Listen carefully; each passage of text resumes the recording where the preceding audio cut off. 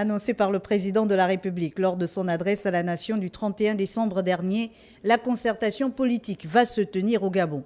Si le Premier ministre n'a pas dévoilé la date exacte de ce rendez-vous important pour la vie de la nation gabonaise, Alain-Claude Billy-Binzé a toutefois appelé l'ensemble des acteurs politiques à la responsabilité. Le gouvernement s'emploiera, pour ce qui est de ses missions, à réunir toutes les conditions pour la tenue de cet important moment d'échange et de partage, moment d'idées entre Gabonaises et Gabonais. C'est le lieu d'appeler à nouveau à la responsabilité de tous et de chacun, et aux contributions multiformes.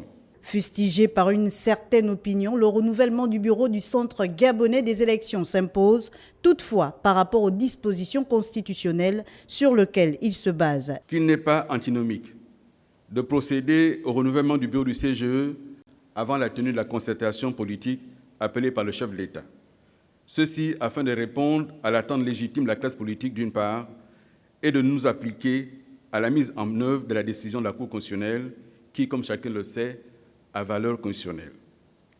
Et elle s'impose à tous. Avec des élections générales à l'horizon, présidentielles, locales et législatives, le gouvernement va s'atteler à engager la révision de la liste électorale et la production de la carte nationale d'identité. La carte nationale d'identité électronique consacre l'appartenance à la patrie.